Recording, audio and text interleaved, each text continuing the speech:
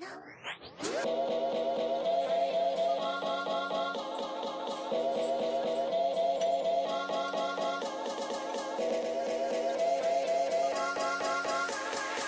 now for my next number, I'd like to return to the classics.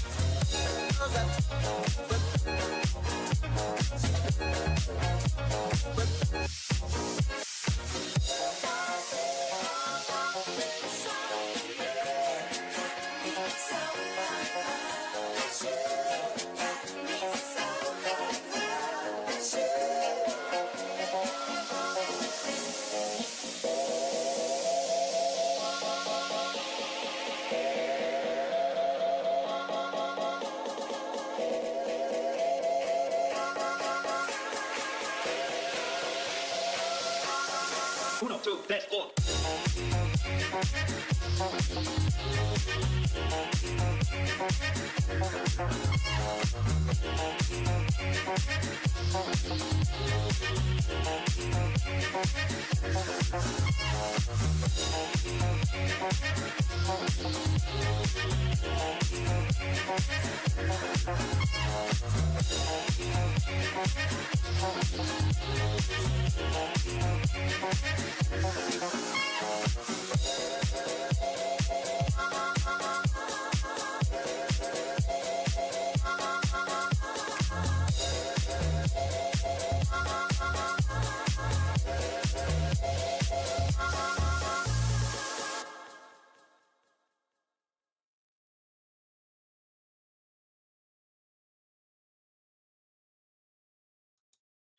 And hello everyone. Oh, let's get this started right here. Background mirror music.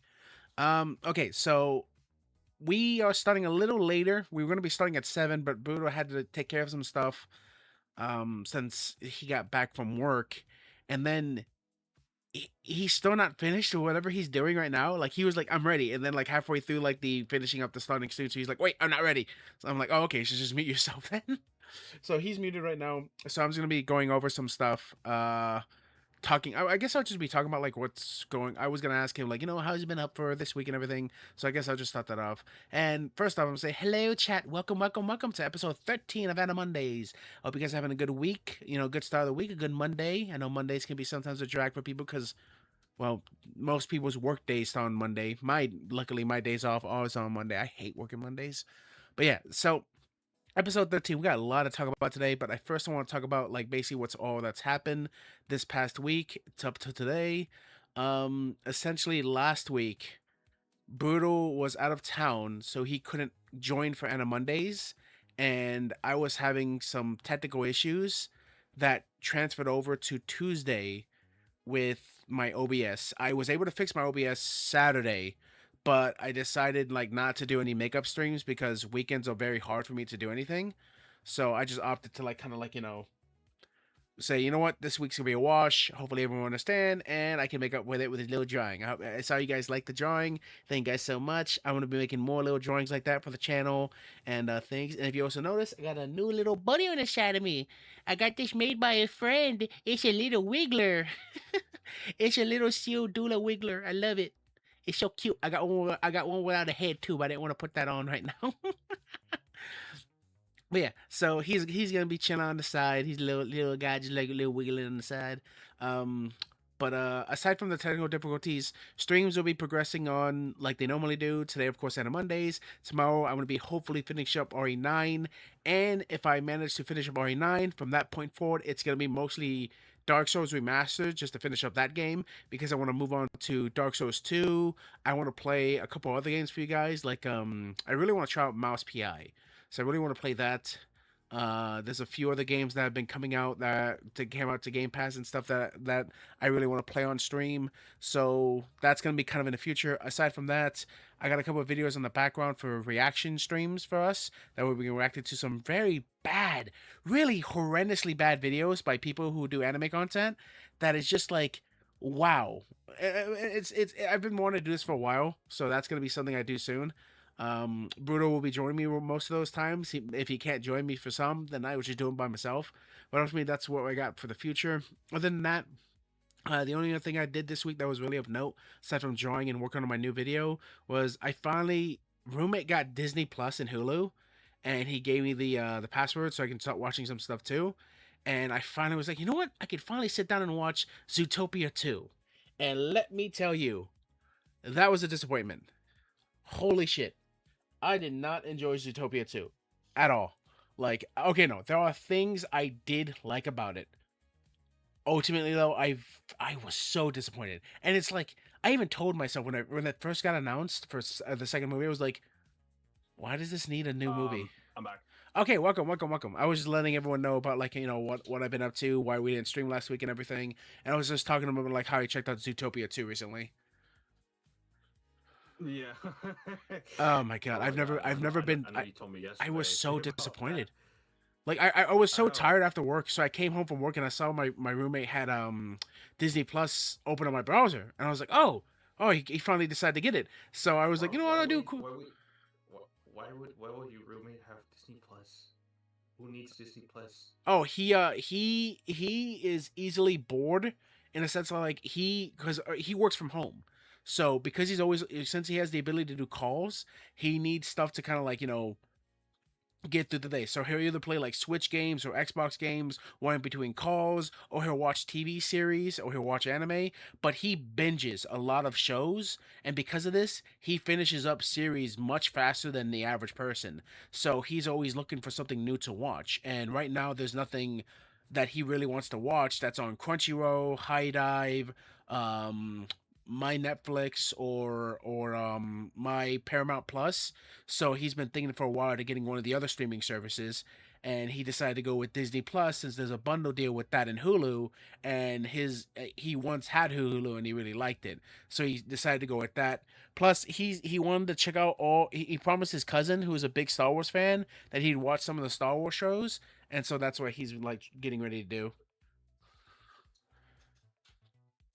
Yeah, he gave me his Disney Plus password and everything, and so I was like, yeah, I'll check out some stuff. And I was like, I can finally watch Utopia 2. And oh my god, from like not from the start, I would say probably around like the finishing of the first act, I was like, okay, I'm not liking the direction this is going. And by the second low act point, I was like, okay, I really don't like the way this is going. And then the ending was just so unnecessarily clean, I guess for lack of a better term. Like I actually would love to go into it, but this is an anime like centered stream, so I'm not going to. I'll save that for like another day. But yeah, Zootopia 2 was a big letdown, and the ending of the movie alluded to there being a Zootopia 3, so that's gonna be a oh, hit my mic, sorry. Mhm. But Yeah. anyways, so Brutal, what were you up to the week that we didn't stream? Uh, Nothing really. Just try to take care of some personal things. Just some personal stuff? Yeah. Okay. All right, well, if nothing else, we can get started into like today's topics. Um as always, guys, if you guys like the stream and you guys like what we're talking about, go ahead and leave comments, talk in the chat and everything. It's always welcome, and we appreciate it. We got quite a bit of things to go over today, so without further ado, let's get started. And the first one is actually really, really funny. I was baffled by this. So, um, The worst website for anime about anime. Monolith has just launched a collaborated platform designed to alert viewers about sensitive content of any anime before it starts watching. Literally, they put a trigger warning. So this way you can actually know like which animes like have like reported like people would say like, so I actually have the website here, right? So this is the actual website. And what it is you as an account can anonymously say like, "Hey, this anime covers things of like, World War II depictions, or this anime talks about like brings up like this character being gay or something." Like that's how this actual goes, right? I wouldn't be surprised if they would put something when you try to watch Tanya the Evil. Well, I know. I'm almost positive, dude. But like I said, okay. So it says, although the database warns about delivering psychological themes and suggestive content, the community reacted to rejection, criticizing the tool for encouraging exclusively cautious viewing and labeling it as a site for anime tourists. So people started coming out and mogging the website, going like saying like, "Really? You're doing this," and started calling the people behind the actual like site and the users anime tourist, because they would basically just go on there and say like, "Oh yeah, this anime's got this many things, this anime deals with this stuff," so people were just like saying like, "Yeah, just watch the shit and don't complain," really, right? So, and again, I've gone to the actual website and I think you can only use that tool if you're actually a sign-on account, and I did not feel like signing off an account. But yeah, so that's kind of what I never even heard of this website beforehand. Like this is the first I've ever actually had interacted. Like there's not much to this story. It's just these guys had this like made this tool available for this specific site, and that's about it. I just think it was funny to kind of bring up as a starter. Um, some of the comments, anime veterans call Monolith a tourist tool that misses the whole point of the media just to watch something else that you cannot handle. Like a fair pushback though. Monolith hits harder at the end of me. Did you finish this the stretch? And again, it's just people like I said like just kind of mogging it. It's pretty funny. It's not really like I said, it's not really a huge story. I think it's just really like hysterical the fact that they did that. They actually have it down here. We can actually where was it? Where did I go for that? So I don't remember how I did. I had to like click on it. Something. How did I do it? Oh, that's right. I think it went to browse anime. So when you go to browse, no, not browse anime. Was it community? Oh, I think it was filters. Yeah, so filters. So go down to filters and go down to content filter and themes. And you can see where like alcoholism, intoxicating gags, amnesia, plot progression reset, animal cruelty, death, and so it comes in like it literally you just see all these different tags that queer baiting and relationship bait, the questionable age dynamics, rape, assault. Oh my god, it's like I've never seen a site actually have these type of like descriptors be put on for tags. Like queer baiting, dudes. Sexual slavery. That term. What, queer baiting? Well, not that, but when they say queer coded, this and that, Yeah. coded this, gay coded, lesbian coded, LGBT I just get the fuck out, dude. That shit sounds like some fucking headcanon, which What's that language? If you actually go to a lot of the actual anime like journalist scenes, that people like again, like if you go to like places that like for like a better term, like otaku, they will use that language to as descriptors for stuff. They definitely would. No, it's a constant thing that many of those that's why I just like many people like basically make fun of those websites, because it's just like you can just say gay. They're just gay characters. You don't have to like say gay coded, because like they only ever use gay coded because there'll be a character like that's kind of like a little bit metrosexual, and like boom he's gay, or boom he's trans. Like they have to use that language because they're assuming this character has to be something more than they are. Just say the character is gay or the character is LGBT or there's LGBT. Well, again, it's not even that. They say it because they don't know and they want to be quote unquote respectful or some shit like that. But in reality, the character is not that. Like again, there's a character in an anime called Ray Liana. How Ray Liana ended up in the Duke's castle, and the character is clearly gay, but because he wears lipstick and makeup, like the one of the articles I was reading that was talking about, he's like he was trans coded. Like, no, he's not. He's gay. He's just gay. Kind of like how they did it with Hoshi from Jujutsu Kaisen. Yeah, exactly. Like that's how the coding stuff works. That's how the trans stuff work. That's how the coding stuff works. Is that like they'll take a character Because who is go on. now the same cannot be said with Bridget though. No, well, in the case of Bridget, it is literally. So I believe in death of the author, right? I still use his past works to explain why everything he did for the newest game for Third Strike doesn't make sense and why it wouldn't actually happen. So I have to use death of the author to explain away why that scenario just doesn't make sense and why Bridget wouldn't be trans in that game. However, lore wise, the author did make Bridget trans. So canonically, Bridget is trans. Regardless of how any of us feel or how wrong that is for the character, the author did make Bridget trans. Thereby, lore states she is trans. However, again, as I put it, it flies in the face of everything we know about Bridget's character, and it doesn't Yeah. make any sense. They literally just could have went with the Hoshi route where they could have just made Bridget ambiguous. Well, it's not even the fact that Bridget was So- again like they ended off the game like the 2 games prior to that. I think it was literally the second game that covered this. Bridget went back to his home village. Bridget told his family everything he had gone through. Bridget's family apologized for what they did to her. And then Bridget finally came to terms and said like, "Hey, I'm actually happy dressing this way, but I am a guy." And Bridget's whole story for the first 2 games was an idea of self discovery of who they actually are. Are they actually someone who is happy being treated like a girl and look like a girl, or are they someone who actually knows that and acknowledges that they're a guy? And by the end of that game, they're like, yes, I am a guy, but I also like to dress cutesy, thereby being an Otokonoko. That was Bridget's whole story. The third game in the series wasn't that had anything about Bridget's gender. It had everything to do about Bridget trying to be like, I want to do cool yo-yo tricks. Where can I do cool yo-yo tricks at? And then to get a job at a restaurant. That was Bridget's story in that game. And then the fourth game comes out, and they're like, "Oh, let's like completely like destroy everything we had in the past 3 games for Bridget, and just do it this way." That's why the actual like that shit flies in the face. Yeah. Again, like I've gotten in arguments with so many people because they've told me like that's not what happened in the games. I'm like, that is 100% what happened in the games.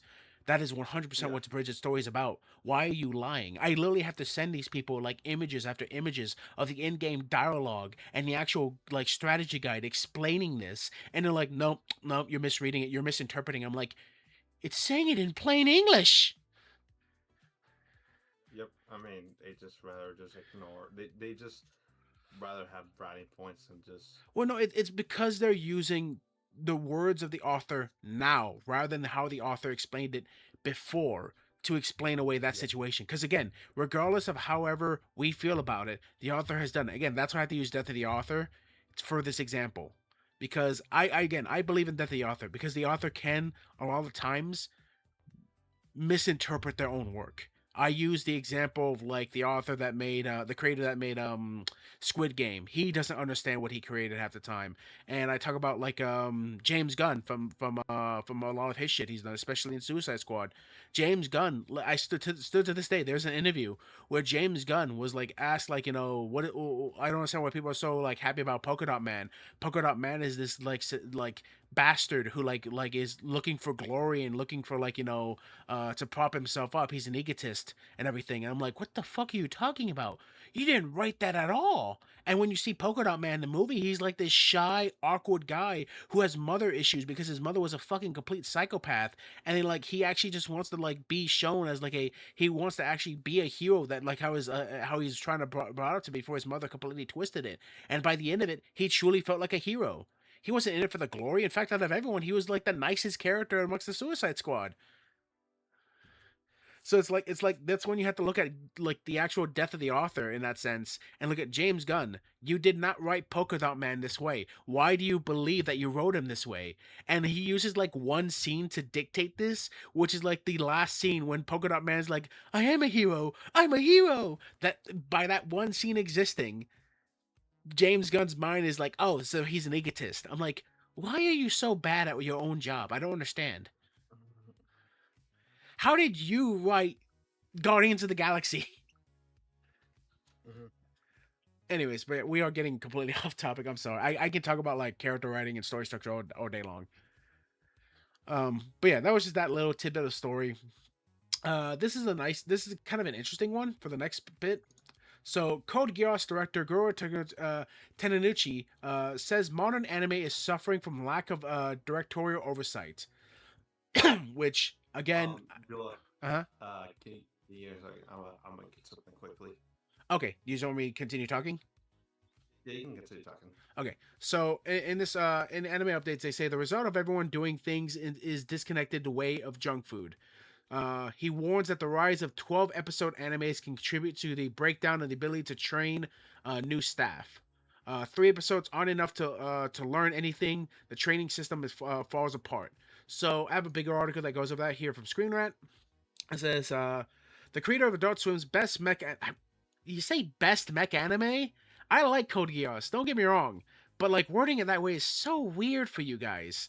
Why would you do that, Screen Rant? Again, like there's Toonami and Adult Swim have shown a lot of mechs. Again, Gundam being like one of the most prevailing ones. So saying the best mech anime, it's a bit of a stretch. But anyways, best mech anime has dire warning for the industry. So it starts off over the past decade or so, anime's rapid rise in popularity has turned it into a legitimate global mainstream form of entertainment. Each passing year seems to bring along yet another cultural shifting title, helping the attracted countless new fans and further grow the industries and its following. Which I would always agree with that because there's always going to be that one anime that breaks into the mainstream that becomes extremely popular that grows a new audience for that series as well as the overall arcing genre that is anime because you had Demon Slayer do that. Like before, as soon as I would say you had, I would say 5 animes that have done this in the past few years. Like the animes that really broke containment and basically allowed so the very mainstream like randos can get into the actually like and get into it. So you had Demon Slayer, Jujutsu Kaisen, um, trying to really think. I wanted to say that time I got reincarnated as slime that really did a big number on it, but that did it more for the actual realm of getting anime fans just generally interested in isekais rather than bringing new audiences to the actual series. Overlord was popular, but I still wouldn't say Overlord itself. I would say isekai in general made it so much easier for people to get into the genre of anime much quicker. Like isekai slowly blew up the industry for regular viewers to come in and start watching. Especially like the big four: Konosuba, Overlord, That's How I Reincarnated as a Slime, and ReZero. Like those 4 anime when they came out when they did, that's when anime was at its peak for a lot of people.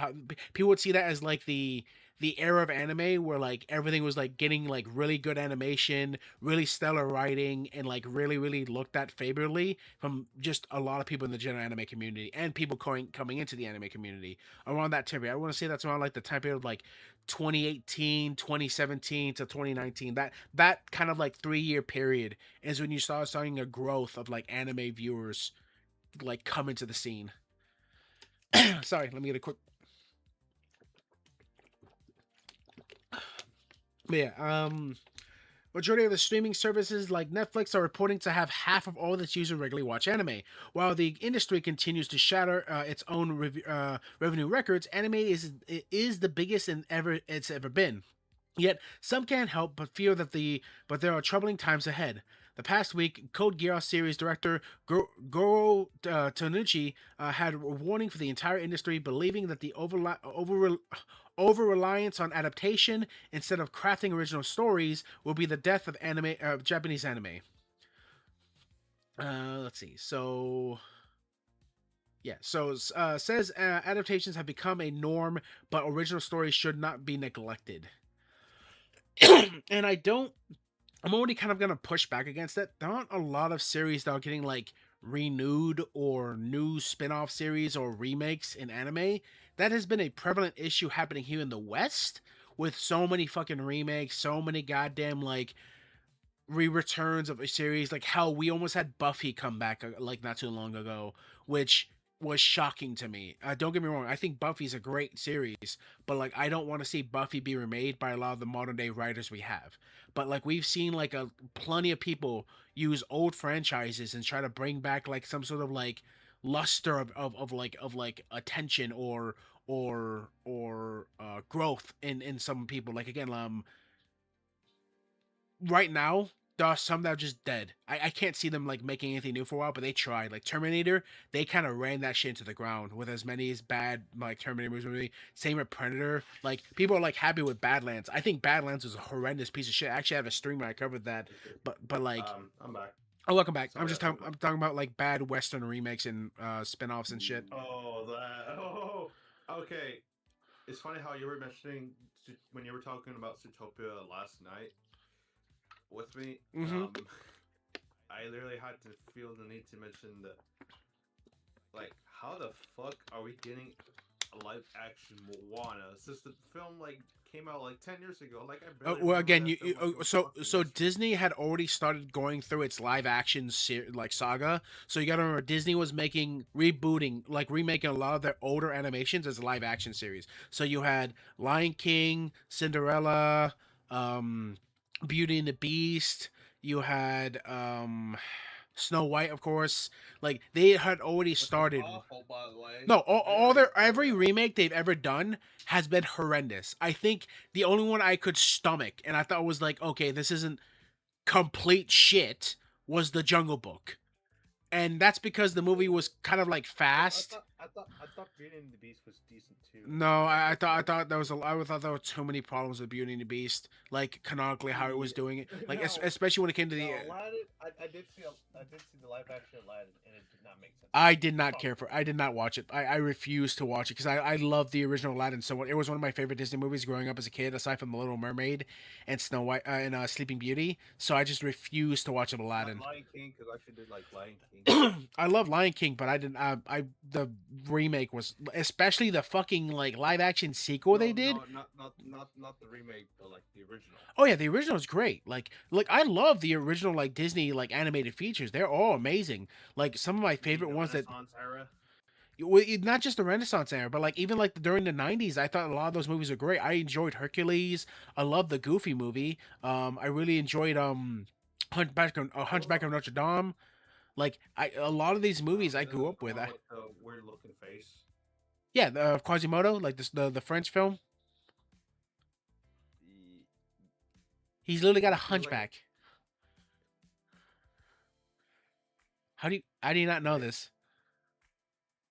I don't know.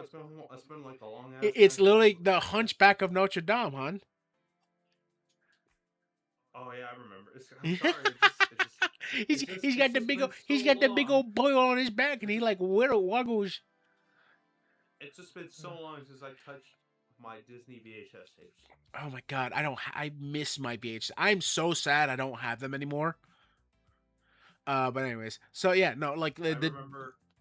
I actually remember people were like pretending like, oh, these are rare. These are rare. They're like worth a shitload of money when I can just go to a thrift store and just easily find them. well, yes and no. There are some. There are going to be some VHSs and some tapes and some cassette tapes that are going to be much more rarer than others because either A, there wasn't enough made of them, or B, like Yeah, people. We got to but remember. if we're talking about like a high profile Disney movie, then not. It's But gotta even be then, like a very like think famous about or it. something. Like think about it. How many people did you actively know growing up like had VHS tapes, and then as soon as DVD came out, thought, "Oh shit, I can take up less space, and I don't have to rewind them with the crappy rewinder or anything. Fuck that, and just throw away their DVDs or toss them in the storages where they got wet and they got destroyed." Yeah, but I still see them everywhere. I don't. I only ever see old VHS tapes and like Goodwill or thrift stores, and even then, that doesn't mean they have the movie I Yeah, want. but when you go on eBay, yeah, I don't when you know. go on Like eBay, I'm actually really curious. I haven't actually checked it in a while. Like let's see eBay.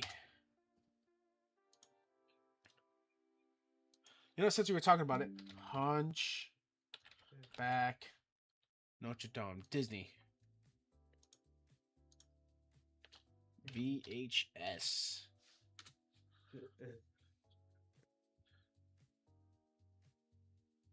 This buy now. Is this just the tape? What the fuck?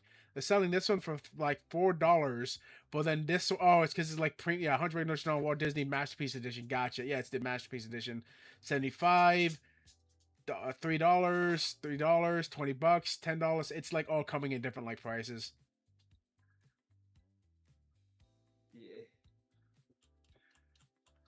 I Even the most wonder. expensive ones are like a couple $100s. Hold up. They made so many of these things. The blood. Oh, So say no, it's rare black. would be I'm not saying it's not. probably I'm like not saying it's rare. I'm saying that like some of these might be seen as a little bit more higher, like sought after than 'cause others.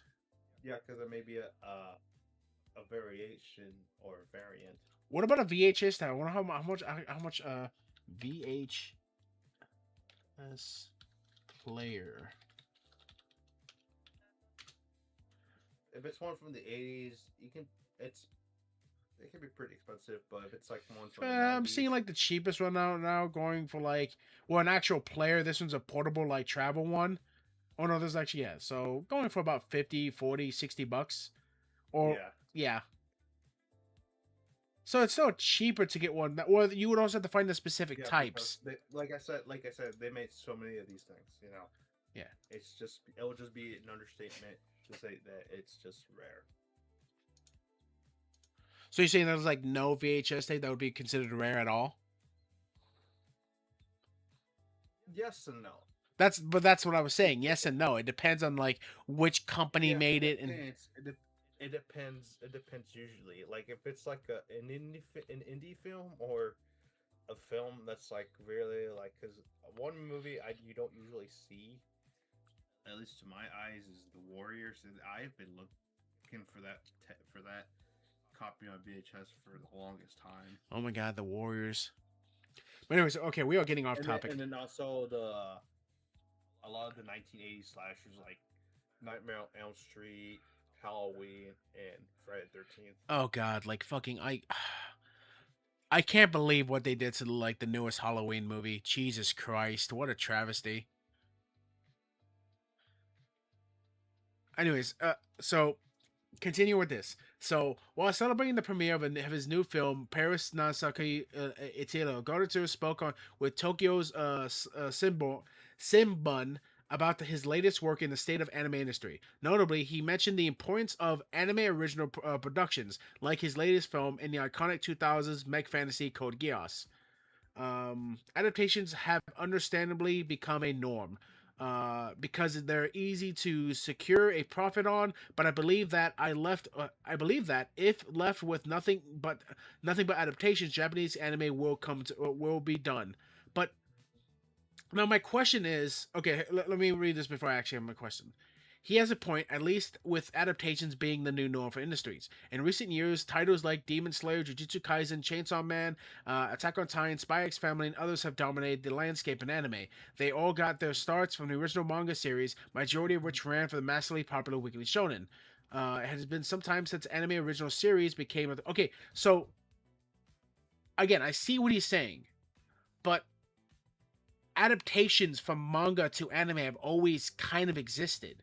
Like, there are series like Cowboy Bebop, Code Geass, and Neon Evangelion, Evangelion, but Madoka Magica that didn't really have a manga initially that started off as an anime. The problem is, what about Dragon Ball Z? What about Hajime no Ippo? What about Berserk? All these had mangas prior to their existence as an anime, and then they got an anime adaptation.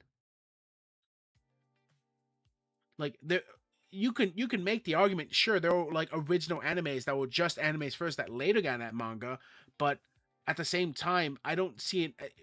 It's the same way how I was talking about earlier to my roommate about how like some people are like making arguments of like, yeah, isekais have ruined anime because there's so many of them, and I said like, no, isekais haven't ruined anime. And he was like, yeah, they have all the tropes and like the power scaling and everything. I'm like, yeah, you're right, that's bad. But you wouldn't be saying this if it was good. And they're like, what do you mean? I'm like, if every isekai came out was around a 7 out of 10 to an 8 out of 10, you wouldn't be saying it's ruining anime. You're only saying this because a lot of them have been crap. But look back at you. But you can say that about any genre. If you go to the romance side of like animation, are you telling me every romance anime that's ever come out has been a big hit? Or at the very least, like, I would even argue 60% of romance animes are good. And like someone even asked me, like, well, yeah, right? I'm like, no, I've watched a lot of romance animes, and a lot of them are shit. The difference is the fact that we just have like, what the fuck is it called?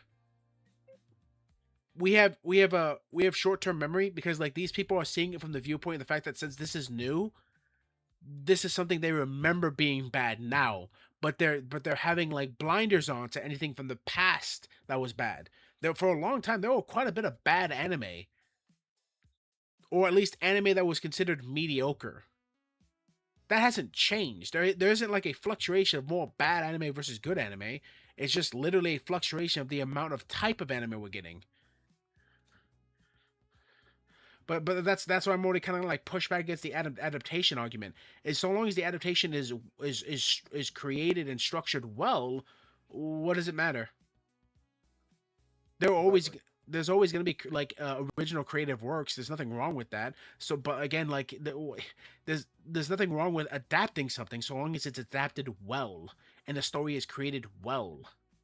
You wouldn't make this argument if literally like if it was if you wouldn't be making this argument if it was good. You're only making this argument because you see some of them as being bad or people in the community think it's bad. It's only bad because you've allowed them to choose the worst ones amongst the bunch. Exactly. Tania explained that his skill set needed when working in adaptations of original stories are largely different, likely in linking. Likely in, I can't speak. Likely in those who work in the former Rangers, while those who work in the original stories are like composers. There's less risk involved with adaptations, as most will bear in fan base. I will agree there. When it comes to adaptations, there is less risk involved because you're already adapting an original story into Mhm. another form. So a lot of times you don't have to rewrite majority of the time. You can just rewrite some of the parts that don't really translate well into live action or Here's the problem anime though. adaptation. Here's the problem though. That argument only persists for Japanese adaptations. And I say this Yes, because here in the and I was gonna West, say that. I was gonna say that yeah, only for Japanese because yeah, sometimes the book isn't really. I mean, here's a good example of a book translated well into film when it comes to Western media. No Country for Old Men. One of my favorite movies from the 2000s. okay, wait, sorry, I thought you were gonna keep going with that. Hello? That one, that film, that film really does a good job of representing a lot from the book, especially the setting. Well,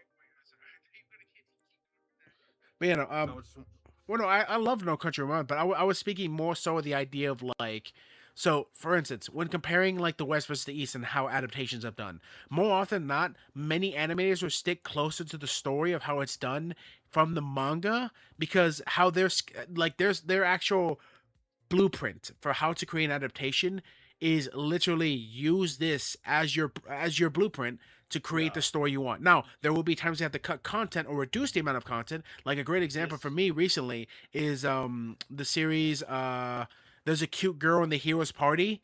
That's a new anime that came out like last season and I watched the whole thing and I started reading the manga.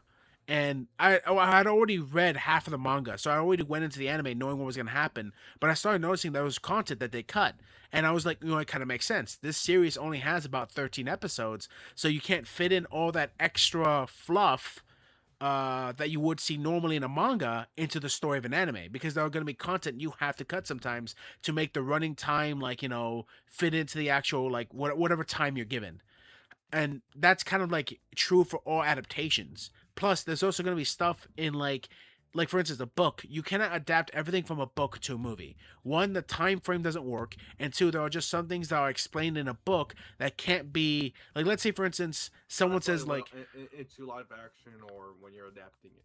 well, it's not just that, but like, let's say you don't have the technology to actually adapt it well. Let's say, for instance, someone says in a book, "Oh, look, this person magically, rapidly transforms from a bug to a snake to a frog." So he like does it rapidly, like so he does it like within a second. He transforms onto like 10 different animals. What if we didn't have the technology to do that well? So to showcase the kid's power, instead of making him transform into 10 different animals, they make him transform into just two to showcase he's able to transform, but they take away some of the actual abilities. People are like, well, why did you cut him transforming into the pig and everything? I'm like, because we didn't have the technology to do that. Sometimes technology doesn't always meet the the ability for us to adapt it to that. But that's going with more technical standards. But there are sometimes in the story, again, like I always use Peter Jackson's work from the Lord of the Rings series to kind of illustrate this. No one will argue that Peter Jackson's adaptations of Lord of the Rings, the trilogy, was bad. A lot of people hold it as the gold standard for trilogies and for creating an adaptation. I do too. But there's a lot of content Peter Jackson had to choose to cut away from the Lord of the Rings series he was creating because the books had so much stuff going on them that he just could not cover it all. Even with the fact that if you look at the actual extended cut of Lord of the Rings, all three movies, because you had the theatrical versions, then you had the extended cut. Even with the extended cut, the three movies are like 10 hours long together. Yeah, definitely That makes it for one. but hell of a- he still couldn't fit everything from the books that he would have liked to those movies because he started to work within a time frame. So that's why I'm saying like the adaptation argument doesn't work because so long as it's actually done well, what does it matter? And like he's like, oh, no one's getting their original idea across. I'm like, yes, they are. The actual thing they're adapting, that is an original idea. The manga that we read and liked, that's the original idea. We're just bringing it onto live action. Sure, you can have your Cowboy Bebops. I have nothing wrong with that, but you need to have the creative outlet to come in and do that.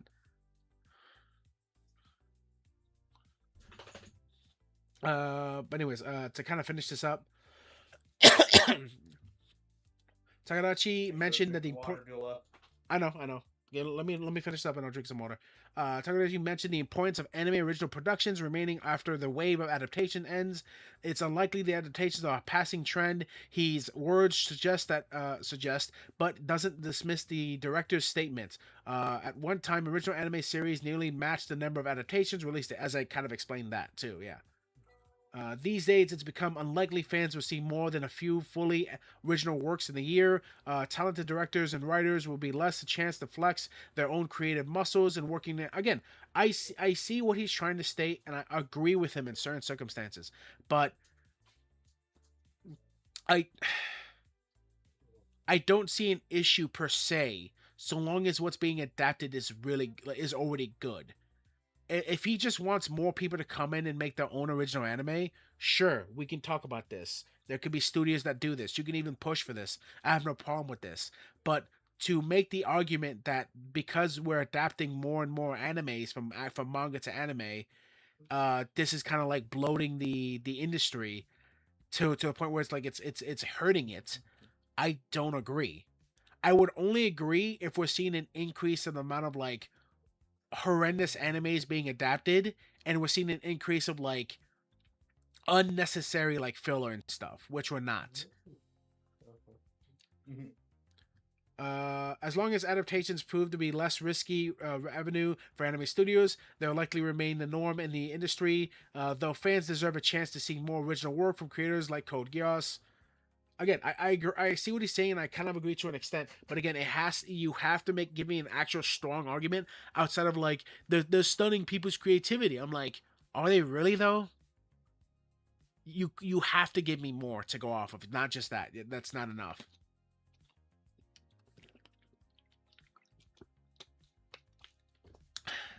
And like usual, I kind of want to see what like people are responding with. Now we're talking bring back 24 plus episode seasons, and while we're at it, wishing bring back the late 80s quality too. I like 80s style design for animes. Again, I go back to Hajime no Ippo, um, Outlaw Star, Cowboy Bebop. All these have very unique, very stylized designs in animes, and like they didn't have to rely on like these big, busty like girls all the time. Like the characters, like the female characters, are already really cute or adorable with like kind of like more slender, skinnier bodies, not so much curve. But I really like the new designs of animes too. Again, it's just at that point that's more preference. Good anime should have 24 episodes. 12 episodes encourages lazy writing and with plot holes. Okay, dude, we need to talk about this. There are plenty of animes with 24 episodes that were not good. Again, you had things like fucking Akira Wars. You had fucking shit like Girls Bravo. You had fucking shit like what the fuck was that anime called? Um, what is it called? What's it called? Like there were plenty of like really bad 24, 26 episode animes. Again, this is just like What remembrance. about Arrow? Wait, was that a 12 episode or was it 24 episode? Which anime? Arrow Manga Sensei. No, Arrow Manga Sensei was 12. Okay. I remember watching it because it felt like it was longer. That anime, holy shit, dude! I fucking hate the main character. Yeah. Well, I hate the actual like Arrow Manga Sensei as well. I don't like her. I think she's a fucking brat. I mean, we do like brats, but No, I don't. I don't like. I've told you that. I've said this before. Like, I love kids. Like, I want to have kids one day. But like, I do not like brats. She's an absolute brat. This guy fucking like is catering to her, and she acts like such a fucking bitch to him for no other reason than just because she likes him. And like, cool, you like him. it's basically no different from Oremo. Well, no, there's ton of animes when you have like a tsundere character or a character like is hiding their feelings to like the character they like, but like they don't actually like express those feelings, and people's like, well, yeah, that's the point. They have to hide their feelings. That how would you have drama? I'm like, it's not about just having drama. It's the fact that literally like the brother is just kind of taking this abuse and allowing her to act like a complete cunt, and then just like kind of like not acting like he's like, I want to be an older brother to you, and she's like, the fuck you, and he's not like actually acting like a brother. He's acting like a fucking like maid at that point, like a butler. He's not actually acting like an older brother, Exactly. which really annoys me. I'm like, you keep saying you want to be a brother, but you're not being a brother. You're enabling her so much. She hasn't gone to school, bro. Like the plot is like I'm saying, the plot is no different than fucking Oremo, which was made by the same illustrator. Which, Yeah, well, exactly. No, 100%. The sister in that anime pisses me off too. Which, interesting enough, that same artist is the same model mama from Himemori Luna from Hololive. Well, no, I'm not saying he's not talented when it comes to his designs. They're really cute, and I really like the actual character designs. The problem is he can't. If he's actually the one writing these animes, he makes his characters so unbelievably fucking bad. I despise almost everyone usually in the series, outside of like maybe one or two characters. Like specifically in Arrow Manga Sensei, I think I liked two characters, and one of those characters I liked came in halfway through the season. He was just some guy who likes to draw manga and shit, and like started joining the party, and it was like, hey, I'll be your friend. And he was just like a really nice guy. But that's all I could say about him, is that he was just a really nice guy. In short, he was just a normal dude. Everyone else is like completely crazy. At least it's not as bad as Newsflash, Rent a Girlfriend. Oh my god, I hate you so much. Why do you like pissing me off about that? There has never been a more cucked anime in existence. I fucking despise that anime, and I hate you for reminding me of its existence. You think it's literally the worst anime ever? No, I can't say that because I've only no, I can't say it's the worst anime. I can't say it's the worst anime because I've only seen 2 seasons. I can't judge something that I've only seen part of. I need to actually see if because even let's say for this, right? Let's say I say it's the worst anime, but then there's like a really good like character driven moment in like season 3, and like a character like really surprise you with its writing or something or its competence. Then that can actually be a point in its favor. So it's like basically like, oh, you've only seen 2 of the 3 you've seen like I saw episode 6 and 7 of Star Wars, but I didn't see episode 8, so I can't judge the trilogy. And I'm like, you're right, I can't judge the trilogy, but I can judge episodes 6 and 7 on 7 and 8 on their own, and they're horrendous pieces of shit.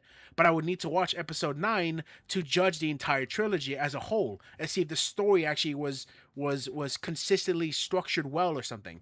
The same thing is for Rent a Girlfriend. I've only seen seasons 1 and 2, and I can say both those seasons are bad, but I can't say the whole series is bad until I actually sit down and watch everything. That's how I operate. I need to actually be able to engage with everything that's being shown. Yeah. That's why I can say Arrow Manga Sensei sucks, and I don't think there's anything that can ever change that my viewpoint of that, because I don't think the actual characters are ever going to change. But anyways, so that's kind of that story with Code Geass. Again, I agree with some parts of what he's saying. I do think some more original anime could be nice, Indeed. but there's nothing wrong with the adaptations we're getting. It just literally you got to pick better quality. Like that's all. Yeah, Like, hey, you can you definitely see. I can definitely see his concern for sure. wait again. It's an understandable concern, but he's looking at it from a different. He's looking at it from a wrong perspective because his mindset is Mhm. because you're not bringing in directors and storyboard artists to create their own original series. They themselves are not putting their own artistic like directions into this adaptation. And I'm like, again, would you be saying that to Peter Jackson, who made Lord of the Rings? Would you say Peter Jackson put none of his own actual creativity behind the creation of the trilogy? And I would hard disagree with him. I would think no, a director can still put their own spin on things so long as they stay within the actual confines of what's happening in the story. You can say like, oh, for instance, Peter Jackson made a decision when it came to the character Tom Bombadil in the story of the Lord of the Rings. He chose not to put Tom Bombadil into the actual movies for two reasons. One, he didn't feel like Tom Bombadil would have actually assisted in pushing the story further. He liked the character Tom Bombadil, but he wasn't necessary for the plot. And two, the actual contrast for Tom Bombadil as a character versus Frodo's journey. He wanted people to understand that Frodo was carrying this burden of this ring across Middle Earth to Mordor, and how much of an actual like presence this ring it was affecting Frodo. In the actual books, Tom Bombadil actually held the ring and was not affected by it because Tom Bombadil is a specific type of spirit that is not afflicted by the actual power of the ring. And he felt like this would actually kind of like uh what's the word I'm looking for? Harm Frodo's journey if you allowed Tom Bombadil as a character to exist and to do that. And I would look at that, I'm like, you know what? That's fair. I could see his thought process for that. So that's what I'm saying. Sometimes, like, you can't just say, like, oh, because you're adapting something, you're not able to put your own creative spin on it. I'm like, no, you can. It just depends on so long as it's in service of the plot, of the characters, and the story you're adapting. If you're just being a prick, like the fucking woman from the Celestial movie, who was like, yeah, I want to blow up the Earth at the end of my movie. I'm like, no, you're not adapting something. You're just being a bitch at that point. That's laughable right there. But that's what I'm Okay. saying. He's like saying like these people, like those type of people, like he's saying like we need again. If you allow sometimes a creative to be as creative they want with an adaptation, they will sometimes do that. They will be a Ryan Johnson. They will be the a Tiger Waititi. There will be a James Gunn. I don't need more James Gunn in my life. Exactly. I like how you formed it. By But the way. because I don't want more James Gunn in my life. I hate James Gunn. I've grown to actually not like James I know, Gunn. but I just love how you formed it. Just to like Thank you. But okay, so kind of just to, ended like, off just there. to share your dislike towards James Gunn. There, I could share my dislike with so many directors and writers in the current Western media. Like Yeah, but it's fucking Hollywood, you know. People are well, but gonna like I'm so sad because like right now I'm worried that like Christopher Nolan is going down that path too with the Odyssey because like the Christopher Nolan has made some pretty damn good. He made Oppenheimer. He did fucking the Batman trilogy, which we could talk about Rise being not so great, but Begins and fucking Dark Knight were great films. He did The Prestige. Like these are all really good films he's created. Wait, you never seen David Lynch because I don't really know who he is. I've All seen I David know Lynch. is I've seen a couple of David Lynch films. because the only film I've seen from him is Dune, not the newer one, the old one. Yeah, I've never seen the older one. I've only seen the first new one, and I was like, you know what? There's something here, and I just haven't gone to see the second one. But anyways, so I know that Javier brother is in Dune, the newer one. I think yeah. the same guy who played Anton in No Country for Old Men. Oh God, is he? Yeah. I fucking love that character so much. Anton, dude, I could watch. I've anytime try to Dude, hype. yeah, I love. No, I like fucking so. love Anton I've too. had friends who've never seen Country for Old Men, and they're like, "What's it about?" I'm like, you know what? I don't need to tell you what's it about. I want you just to watch one scene and then tell me what you felt after that scene. And the scene I always show them is the gas station scene. Yeah. That scene perfectly represents Anton as a character. I fucking Exactly. adore that. There almost every scene with Anton in it is amazing, but like Yeah. is so good. I recommend No Country for Romance to so many people. I'm like, just Yeah. please, if you ever watch one Especially movie because that I it's from my recommend home you, state. huh? Especially because it takes place in a home state. Well, it's not just that, but like I think the movies, a lot of people were really mad at the ending. It's like, you can't expect every movie to have the good guy winning. Well, it's not even just the fact that the good guy wins. It's the fact that like things are left ambiguous. Like Anton kind of like getting that crash and then escaping, and then like basically the old sheriff kind of coming to terms with the fact that like he can't do everything on his own. He has to kind of like lead into the idea of retiring, that he's getting older. It's not just that it's not that it's left ambiguous. It's the fact that it has this like kind of like bittersweet, somber ending that a lot of people are like really sad with. I'm like, no, sometimes this is real life. You can't always catch the bad guy. You can't always Mm, be there to do every action and basically like fix all the problems. Sometimes in life, you being there was just enough so this way things didn't go to shit. yeah, I just love how just they just captured the character perfectly for Anton. Like he is like this ambiguous, but yet he's like a normal dude, but yet he's so terrifying. Oh, Especially 100. when Yeah, he no. just It's like again. I go to especially that when gas he station. like I go to that gas station scene every time I want to show who Anton is as a character yeah and why he's one of my no favorite but villains. no but also because I just love in the scene when he's like in the motel, he's just like walking and then carrying the fucking the bolt gun. Hmm. And he's just like walking, and he's like not even saying anything. He's just looking for his target, and then he's No, just he that he just looks actor like a normal dude. that actor exuderated presence. Like every moment he was on screen, he had a presence to him that could not be matched by anyone else in that Yeah, film. and I just love the cars he just drove in. Like he just drove a fucking Ram Charger. Anyways, we're gushing too much over this movie. Let's continue. Okay, so Yeah, kind of going I into know one of the I know we bigger, love this movie so much. going into one of the big stories that we're actually be covering. Guess who it is again, Brutal? Yeah. It's Who do you have? Katakura. We're back with more Katakura. Katakawa. Oof, if only They if only this wasn't over yet.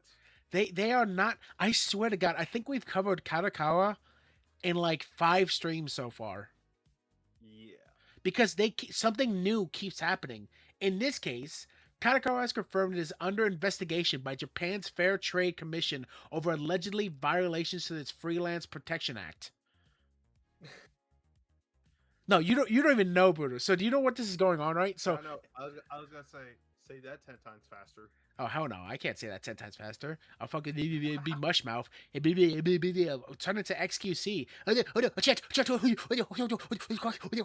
You can't even understand what the fuck the guy's saying. But yeah, Mhm. the publisher allegedly failed to provide written contract terms or specify payment deadlines for more than 100 freelancer writers, illustrators, and stylists involved in magazine production since winter 2024, according to the reports. The JFTC says it's also found cases of which the payments were delayed beyond the Japanese law permits. Katakura says it's cooperating with the investigation and will disclose further details if necessary. So, we actually have an article that breaks this down further from the Japan Times. So this is the Japan Times, an actual like publication and newsletter that comes out of Japan. I'd actually translate this. So Katakara to recommend a fair trade commission for violating freelance law for outsourcing magazine production. It was revealed on the 8th that Japan Fair Trade Commissions will soon recognize Kadokawa's violation of the Freelance Production Act and issue with recommendations to prevent reoccursions for failing to clearly specify transactions terms to freelance writers' commissions and handle related magazine production tasks. So essentially, what happened was Kadokawa. Sorry, let me get some more water.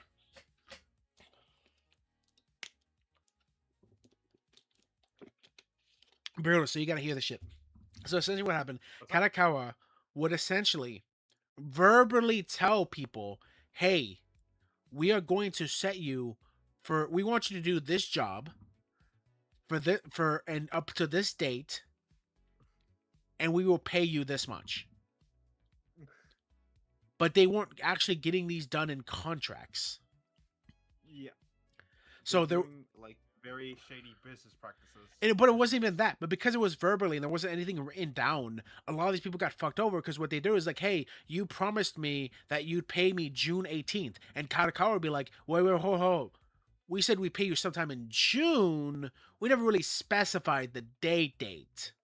I'm like, no, you can't do that. He's like, well, don't worry. You'll get your money eventually. And then because of the actual, again, like I have another article, but basically going to continue. According to the source, since winter 2024, the company has not clearly stated in writing the payment date or details when commissioning freelance writers, stylers, or illustrators for the production of a monthly magazine. So you see it right there. They never actually stated when the date of the payment would be, just sometime it'd be around. So they would hire a bunch of freelancers to do a couple like side jobs for them, and they'd be like, "Yeah, we'll pay you June 20." I'm sorry, what was that? We'll pay you in the 20. That's exactly what they're doing, and people will be saying like, well, "Why didn't they get this in writing?" I'm like, because sometimes when you're dealing with a company like this, especially with a large company that you like has, let's face it, before recently have had a pretty decent like record, and especially not only that, but when I was looking up, a lot of these freelancers are kind of like low new age freelance, like they just started out. Like this is probably like some of their first, second, or even third jobs doing commission work for something like this. And to get one from Kadokawa, you're probably like really excited and you want to like, get started on that right away. And it's possible, I don't know yet, because from what I'm reading, it seems like they're alluding to this. Kadokawa would make it seem that they are verbally talking about putting all this into writing. So they would be like, hey, we want you to do this job for this date and get paid this much. And then the author would be like, oh, cool. So what are we going to do? I'm like, don't worry. We're going to handle all the paperwork. We'll just get you to sign it later. So that's what some of the actual articles I've been reading were alluding to, that Kadokawa would insist that, like, yes, we'll get the paperwork done. Don't worry. Mm-hmm. Yeah. So it is said that the ordering of the customary done verbally. It seems that over 100 freelancers in the group. The law stipulates that if the payment deadline is not specific, the recommendation of the must be paid on the day the deliveries are received. So on that day, when Kadokawa would be receiving whatever task they asked for the freelancer to do, payment should be sent over to that freelancer or be given to them in that time frame. The Fair Trade Commission also recognized that delay in payment is as a violation by the company, stating that the company had the delayed payments. In November 2024, the Fair Trade Commission recognized that Kadokawa and its subsidiaries had fairly reduced the manuscript fees from writers and photographers, consistent of violation of the Subcontract Act, buying and selling. The issues, the recommendations to prevent the recursion. So essentially was, and kind of like, I'm going to move into this next article very quick because it kind of helps my point. So what they're saying there is when somebody stated the fact that Kadokawa would like basically what was it unfairly reduce the manuscript fees. So what they mean by that is Kadokawa actually had, this is their second investigation. They had another investigation happen to them. I think this is back in 2023. 2023. So the reason why they had an investigation back then is according to the commission, Kadokawa has notified 26 subcontractors and 21 who freelance writers and photographers in January 2023 would unlimitedly cut commissions rates for content slated to the Luxury Club, the Lifestyles and Cookie magazines from April 2023 issue and beyond. And the reason being was that Kadokawa gave was, so in the notice, Kadokawa attributed to the rate cuts slumbering sales and advertisement revenues from Letters Club, along with the rising materials and logistic costs. So what they were using was, they were saying like, well, even though we agreed upon this much money to give them, we actually had to reduce the amount because we didn't notice the actual cost of getting materials. Taxes recently brought this up. The payment rate changed here and here. So they were using excuses of saying because everything else was more costs, like was costing them to get the materials and everything done on the side, this justified reducing the amount the actual people working on the stuff would receive. Yeah. So because they were making that argument, people were like, well, no, that's bullshit. You can't say that. So the reduction ranged between 6.3 and 39.4, with most cuts exceeding 10%. The commission prop determined that these practices breached the Article 4, Paragraph 1, Item 5 of the Subcontract Act, which bars setting an unfairly low payment terms of subcontractors. Because Kadokawa tried making the argument that because they had all these other things to pay for to then pay them, they couldn't pay them the original rate that they asked for. And right here in the current one they're being like investigated on, they are essentially doing the same thing. They're trying to make the argument that because they had other costs they needed to pay because of recent things being raised up in the economy and all this other crap, they couldn't pay the contractors what was worth to them. The difference is this one, Kadokawa actually had it in writing. In this one, it was done verbally.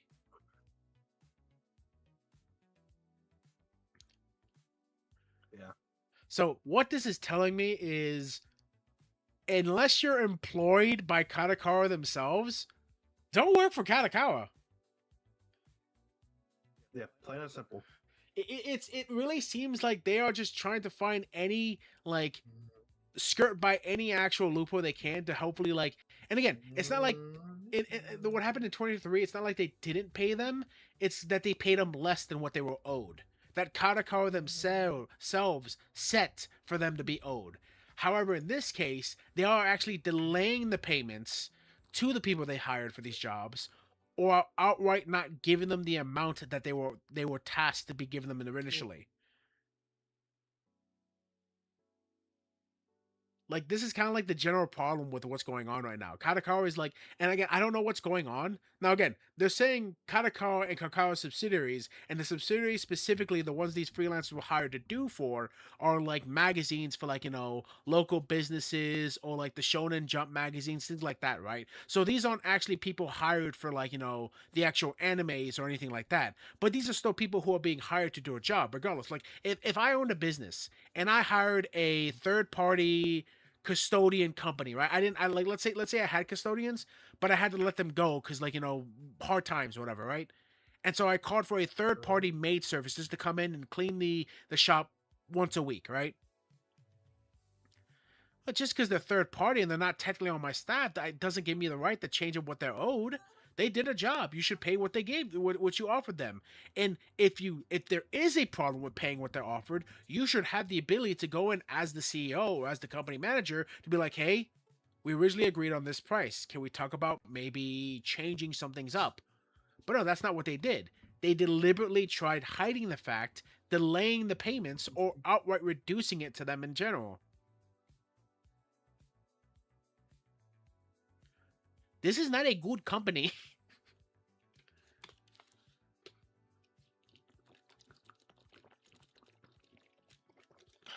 Like, and again, right now, like, the CEO is still in hot water for the shit he said, both in the past and recently. Because remember, he came out recently and said, like, yeah, we need to look, like, in other places aside from Japan for like more people to make anime.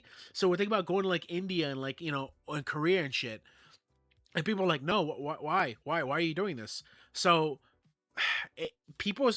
I've never seen people turn on a company so quickly.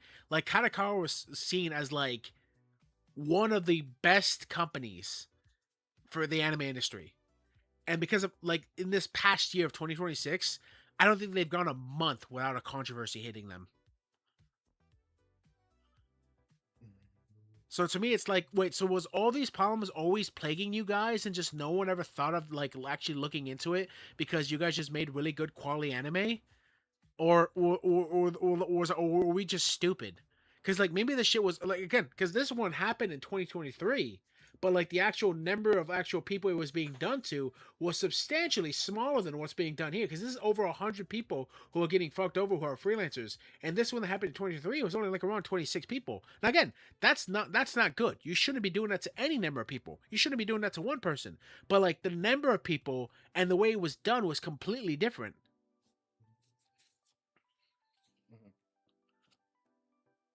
I don't know. Just it's just really really when a company starts acting this much like such a travesty, it's harder for me to start like just to go back and watch the animes they've done. Like for instance, like let's say let's say there's a singer of one of your favorite bands, right? Let's say you really really like I'm just going with an obvious band, right? Let's go with Leonard Skinner. Let's go with like ACDC, right? Let's say you really like them, but then you find out that they had like fucking like child slaves. It's not a great comparison. Or like, you know what? Let's say they were stealing from old people. Like they were deliberately stealing, like they promised these elderly people CDs at a lower fixed rate, but then like they wouldn't actually sell them the CDs. They just kept all the money. Would that not start changing your perspective of like their music to you? Yep. I mean, I always tell people separate the artist from the art, but like sometimes that line can only go so for you can only hold so much than that threshold until that person does something so bad that like no, I can't enjoy this anymore. And again, Kadokawa's made a lot of great like fucking animes. Like they've helped produce so much, so it's like really really annoying the fact that these guys are like have gotten into so much shit in such a short amount of time.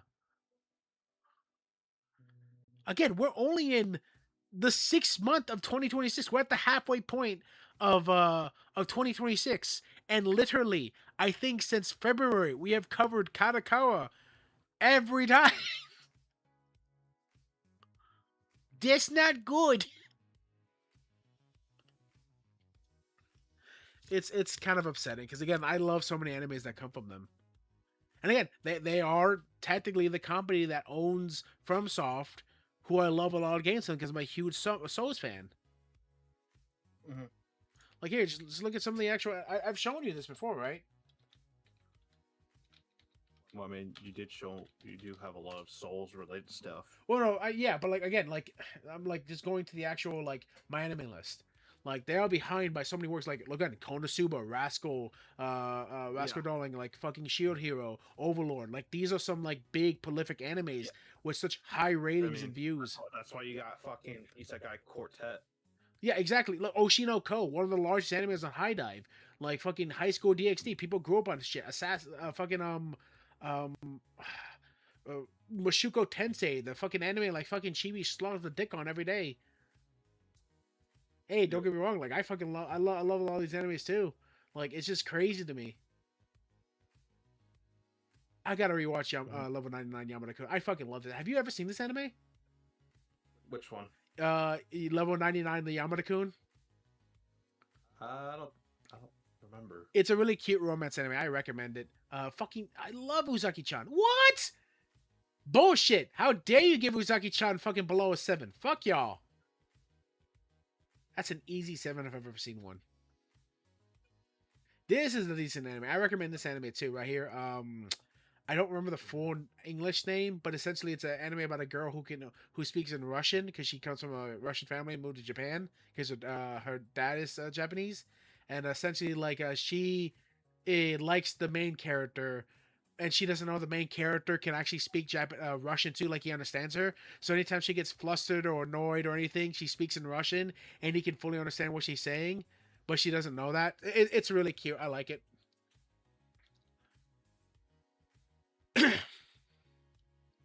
Like fucking Isekai Uncle. This is a hilarious anime. How heavy are your dumbbells? Sucking. That's such a great comedic anime too. Oh, dude, that one's I love.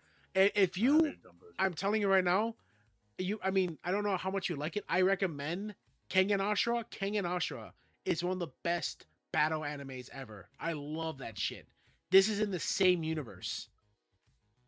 Really? Yeah, How Heavy Your Dumbbells is in the same universe as Kengan Ashura. If you actually, in I believe the 3rd episode, once ever the main character goes to her friend's sister's gym, the boxing gym she works at, like there's an actual poster in the background with one of the fighters from Kengan, named one of my favorite characters named Golong, who's a championship boxer.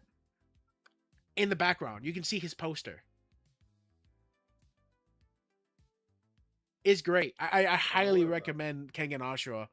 I know some people are kind of off-putted by the 3D style animation of the studio that did it in Netflix, but I think it's still good. Oh, this is a hilarious anime, right? If you like the actual creator who made Konosuba, you'll like his other work, Combatants Will Be Dispatched. This shit is hysterical. It, and I know people are kind of like a little like uneasy with English dub sometimes, but no, if you watch it in English dub, trust me, you're gonna have one of the best times ever. The main voice actor they got to play the main character, hysterical, hands down. Like I actually like him more than the Japanese one. My guilty pleasure, right? Yeah, like again, these are all category like Senku. Like, come on, man, it's just ridiculous. Like again, I don't think I'll ever like really dislike like a lot of what they've done, but it will make me a little more uneasy every time like something comes out, right? I don't know. I'm hoping something changes soon, but that's just really disappointing from Kadokawa. Um, so we do have one more story. There is a problem though. My dog is scratching the shit out of my leg, and my throat is starting to get really dry, even with the amount of water I'm drinking. 'Cause I'm talking so much. Yeah. And it sounds like you're kind of out of it. Are you okay? Was work that bad? No, I'm okay. All right. We can continue if you want. Okay, I'll try to finish up this last one. I'll skip this one. I'll go straight right to this one. So Which one? this Wait, one right which here. one did you skip? Crunchyroll. Now I don't know why the fuck people. Well, the one I skipped was literally kind of. So the one I skipped was apparently foreign fans criticize anime cliches. A wave of international criticism has been slammed the classic formulas of Japanese romance, pointing out the typical unpopular protagonist who wins the over every girl is a mediocre and unrealistic trope. I've told the same way I've told people about adaptation as I'm gonna tell things people about tropes and cliches. Tropes and cliches are not an issue. It is how they are utilized in the actual confines of the story. People think because something is tropey or something is a cliche, this makes it bad. That's fucking retarded. If that's how you think, you're an idiot. Because that's not how you should be thinking. You should be seeing it in the actual realm of the story and how it's utilized, rather than the fact that it exists at all. Again, there are so many animes. So again, look at some of your favorite animes, and I could bet you right now, dollars to donuts. There's a lot of cliches that we will either A have used in our own Western society for story writing or in anime. Again, look at again one of the most prolific ones. That time I got reincarnated as a slime. People adore that anime. How many actual cliches are filled in that anime alone with like Rimu getting putting in a situation with his female like fucking assistants and shit. Again, people say all the time that Isekai is like a cliche in itself. Eminence in Shadow, oh Overlord, fucking Tanya the Evil. All these animes have some sort of trope that they actually like utilize in their own series. The trope within itself of getting isekai'd. Yep. That's the trope itself is not the issue. It's how it's used. If it's used in a how it's used and executed. exactly like you can't compare a romance anime like well, I mean, you can compare, but you can't put it on the same level as take something like Golden Week to that of, or even Clanad to that of something like fucking like Girls Bravo or what's another? My brain always draws a blank on this. I'm just trying to find a really bad romance anime. Horimiya. I know a lot of people love Horimiya. I think Horimiya is bad. I'm sorry if there's any Horimiya fans out there. Horimiya is bad. Hi, welcome. Hi, Dumpster. I'm so glad to know that the actual like chat works for a while. I did not know if it worked. But yeah, like I my roommate loves Horimiya. He likes it a lot. He thinks it's really good. I don't like Horimiya. I really don't. But then again, I haven't finished it, so I can't judge it too much. I need to finish the actual anime, but I don't like Horimiya. My level of romance animes that I really adore, Clanad, again as I mentioned, I really like uh Fuck, why does my brain always do this when I'm actually in the moment of thinking about what I really like and stuff? Oh my god. Yeah, Level 99 Yamada-kun. I really like that for a romance. I think that's a great romance anime. Um Brain, please work faster. Cannot think. I can't think of it right now. But yeah. So look at the hero's journey itself is technically by all purposes a trope or a cliche of its own. The actual structure of how it's created, it's not this is not again like what you're upset about is the fact that you're seeing a guy like again the whole idea of winning over a girl. How many like really bad like fucking like American like romances do you see where like a guy that you think shouldn't be winning over this girl wins over the girl? The everyman guy winning over the girl? Are you kidding me? That's a story that's been utilized since like the test of time. The dude going over a training arc and becoming the hero again.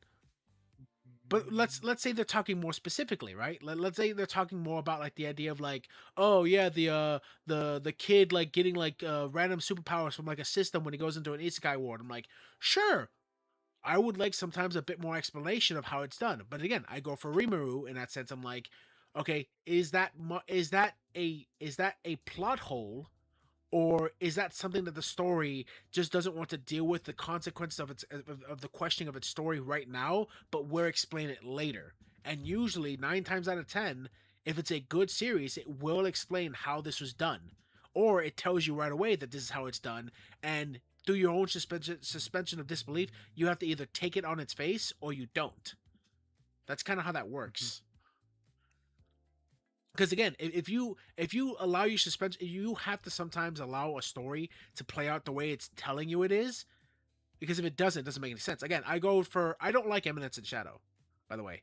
I'm using this as a staple for this, right? Because the first episode of Eminence in Shadow tells us that the main character, as a high schooler, is trained in every form of martial arts, and he defeats a trained like military soldier by using a crowbar. And again, like his body doesn't tell me he trains every day. Like he goes to school carrying a duffel bag filled with nothing but weights. So he's training his muscles daily to become a very competent fighter, right? But his body doesn't look like it's strong. It looks like a typical like high school boy. Like again, that's where you have to allow your suspension of disbelief. I'm like, okay, but you're seeing him fight, you're seeing him like move, and you're seeing how he works in combat.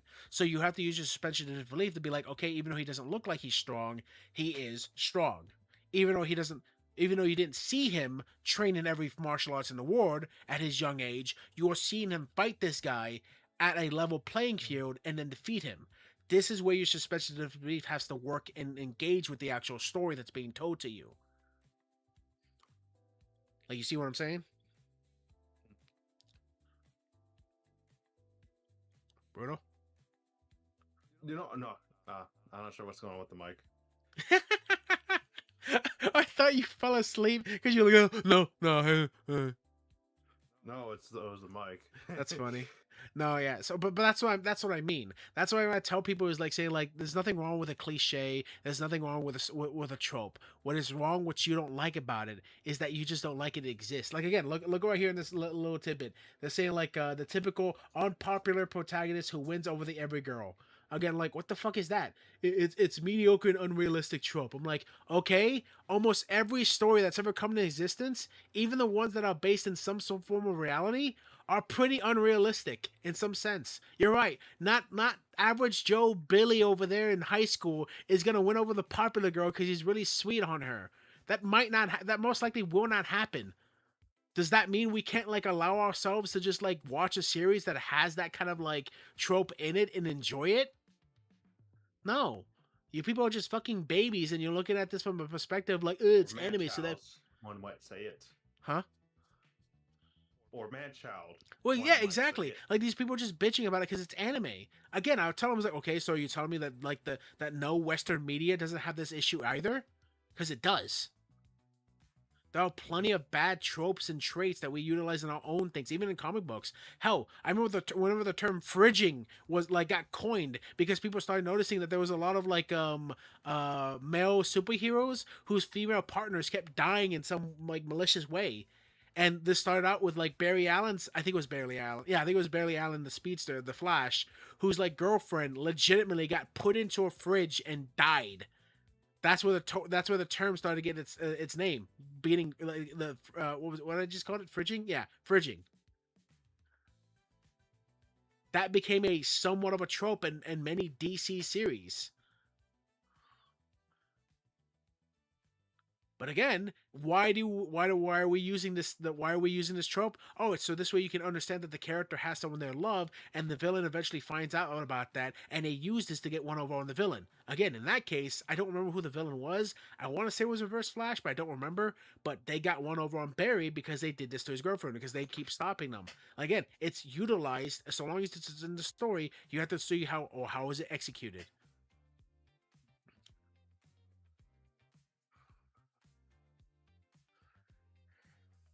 And the long short of it is, I just think people are complaining because it's just anime. Like people find any reason to like use like very poor arguments to shit on anime just because they don't like it, and that's fine if you don't like anime. I don't give two fucks if you like it. If you want to go over there, in a corner and wank off or something. But like, give me a better argument than just being like fucking guy ends up in other world and gets superpowers. I'm like, okay, guy comes to Earth randomly from an alien planet and gets superpowers. What's your deal? What's your point?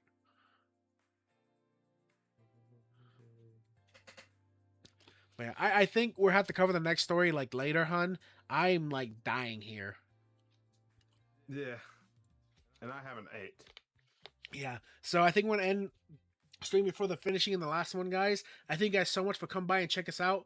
I hope you guys enjoyed the talk. I hope you guys enjoyed listening to us. Tomorrow I will be streaming some Resident Evil 9, hopefully finishing it. So look forward to that. The stream will probably be happening on like around or 7. It really depends on like what time my roommate gets out of work, because since he works from home, I don't really like to stream until he's done because he gets on calls. So anyways, yeah. So Bruno, is there anything you want to say to the lovely people? Welcome back, guys. Again. Yeah, welcome back, guys. And thank you guys so much for checking us out. I love you guys, and as always, no matter where you guys are in the world, no matter what time it is for you guys in the world, I hope you guys have a beautiful morning, great afternoon, a wonderful evening, and a blessed night. Stay safe, everybody. Love y'all. Bye.